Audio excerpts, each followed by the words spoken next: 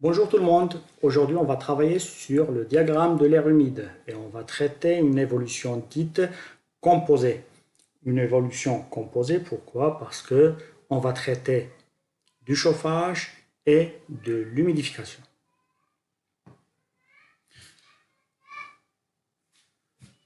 L'objectif de cette étude est de traiter de l'air qui est dans les conditions extérieures une moins 15 degrés et une hygrométrie de 100%. Moins 15 degrés, moins 10, moins 11, moins 12, moins 13, moins 14, moins 15 degrés et 100% d'hygrométrie. Pour le soufflet, dans les conditions du point 4, à 28 degrés et à 25% d'hygrométrie. 25, 26, 27, 28, je monte, ici j'ai 10%, la deuxième courbe 20%, la troisième c'est 30, moi il me faut 25, je suis entre les deux. Et ça me donne ce point 4. Je trace l'évolution souhaitée. Elle est là. Sauf que suivre ce cheminement, on ne sait pas faire. Et donc on va procéder par partie. Pour aller du point 1 au point 4, il faut chauffer l'air, ensuite l'humidifier. Je dois le chauffer d'abord de moins 15 à 28 degrés. Le chauffage, rappelez-vous, se fait à teneur en humidité constante. La teneur en humidité, elle est là. C'est l'humidité spécifique. Quand on chauffe de l'air, on n'a pas ajouté de l'humidité, on n'a pas enlevé non plus. Et donc, la teneur en humidité, R, est constante. Ensuite, il faut qu'on ajoute de l'humidité. Il faut l'humidifier. Alors, on va suivre ce cheminement-là. Sauf que dans notre cas, pour chauffer de l'air de moins 15 degrés à 28 degrés, il nous faut une batterie chaude trop puissante. C'est pour ça qu'on va le chauffer en deux fois. On va le chauffer une première fois, on va l'humidifier et on va le chauffer une deuxième fois. Pour cela, on fait appel à une CTA, une centrale de traitement d'air, qu'on trouve ici.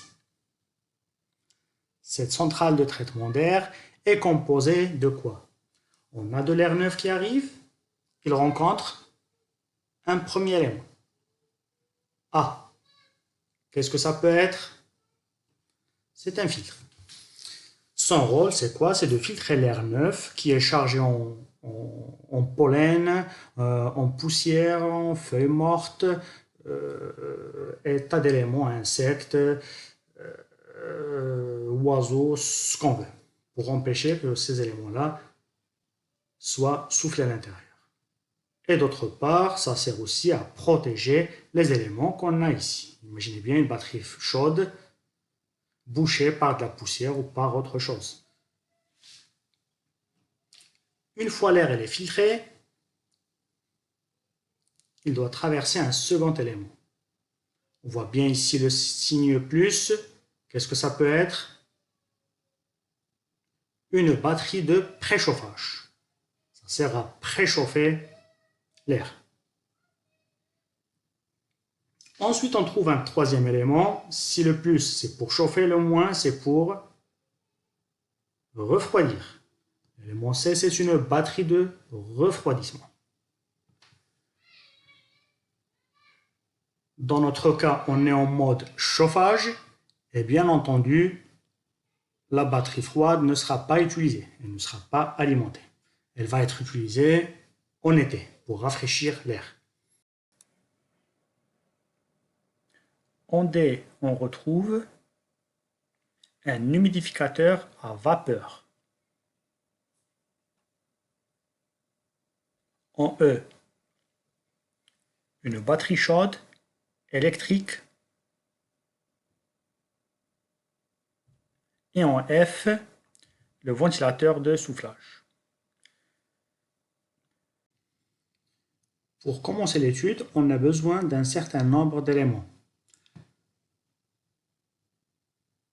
Le premier élément, c'est le débit massique du ventilateur, qui est égal à 2,1 kg d'air sec par seconde.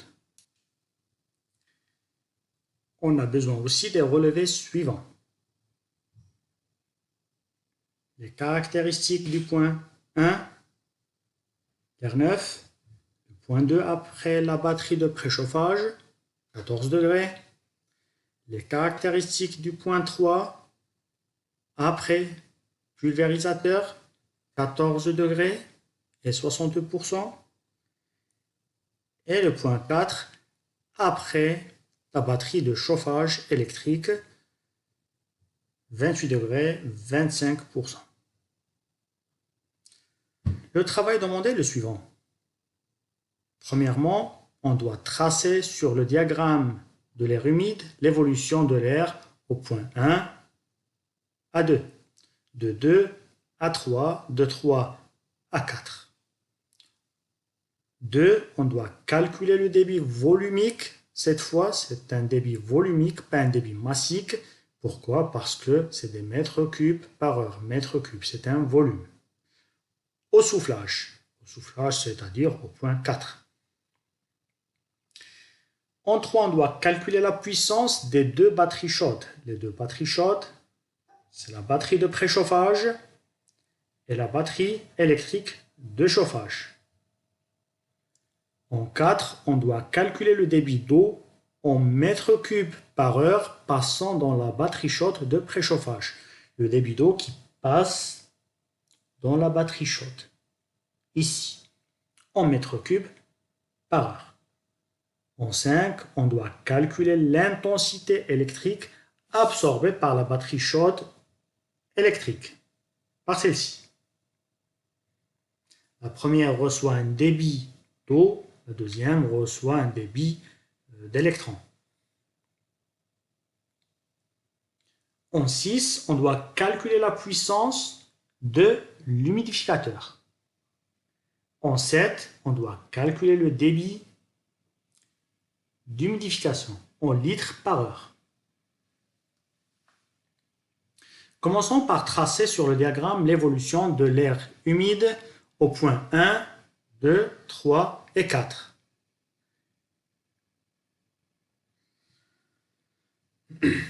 Au fur et à mesure qu'on va tracer ces points, on va compléter le tableau suivant. Imaginons qu'il est vide. Tout ce que j'ai mis en gras, c'est des données qu'on avait. Le point 1, on sait qu'on a moins 15 degrés Celsius en température sèche, 100% d'humidité relative, et le reste des éléments, on va les sortir du diagramme. H, c'est l'enthalpie, qui est en kilojoules par kilogramme d'air sec. VS, c'est le volume spécifique, qu'on retrouve ici, volume spécifique. R, en grammes d'eau par kilogramme d'air sec, c'est l'humidité spécifique ou la teneur en humidité, c'est la même chose qu'on retrouve sur cet axe d'ordonnées. Commençons par le point 1. On a moins 15 degrés, 100%. Moins 15 degrés, elle est là. 100%, c'est la dernière courbe. Et mon point, on peut le placer ici. À partir de là, on peut sortir l'enthalpie. L'enthalpie, elle est là. Je suis la diagonale et je trouve moins 12,2 kJ par kilogramme d'air sec. Bon, c'est pas évident de le trouver ici, mais moi, j'utilise des formules pour les trouver, pour trouver des valeurs précises. Mais c'est plus facile pour les autres points, vous allez voir. Le volume spécifique, 0,732. Ici, j'ai 0,750. 0,740. Vers là, j'ai 730. Et ici, j'ai 732. La teneur en humidité, R, elle est là. Et c'est 1,1 g d'eau par kilogramme d'air sec. Le point 2, après la batterie de préchauffage, la seule donnée qu'on a, c'est 14 degrés. Je trace une ligne ici sur 14 degrés et je sais que l'évolution au chauffage elle est horizontale. Je peux placer le point 2. Le point 3, c'est le point après l'humidificateur. On a 14 degrés et 60%. 14 degrés, on est là. 60%, on est ici. Et les deux points se croisent ici. Je peux tracer le point 3.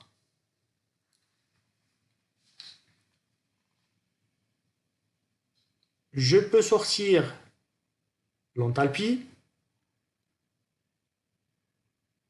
On est à peu près à 29,1. Le volume spécifique, ici on a 0,80, 0,81, 0,82, 0,821. 0,82, c'est 0,820, c'est la même chose. On trace le point 4 après la batterie de chauffage. Étant donné qu'on chauffe, on sait qu'on est à l'horizontale et on veut chauffer jusqu'à 28 degrés. Et donc, mon point 4 va être ici. Et je trace l'évolution. Je n'oublie pas, quand je trace les évolutions, d'ajouter des flèches. Comme ça, on sait le sens de l'évolution. Ce sens, on humidifie. Si j'avais tracé la flèche vers le bas, ça va être une déshumidification. J'enlève de l'humidité.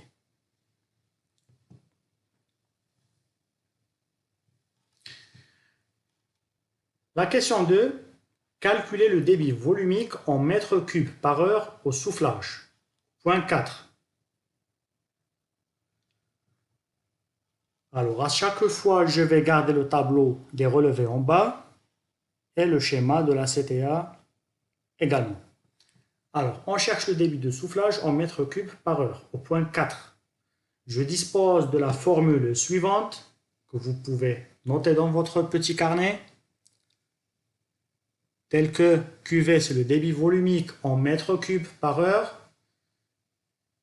QMAS, c'est le débit massique de l'air sec en kilogrammes d'air sec par seconde. Ici, on a un débit volumique en mètres cubes par heure. Ici, c'est des kilogrammes par seconde. Je multiplie par 3600 pour trouver des mètres cubes par heure. J'applique le débit massique, c'est une donnée égale à 2,1 kg d'air sec par seconde. Le volume spécifique au point 4, 0,861 fois 3600.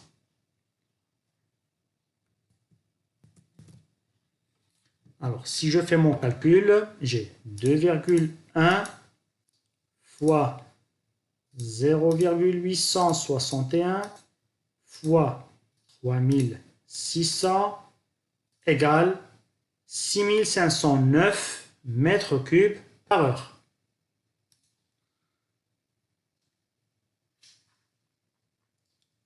Maintenant, j'ai répondu à la question. Je fais attention, je n'oublie jamais les unités. Un résultat sans unité est un résultat faux.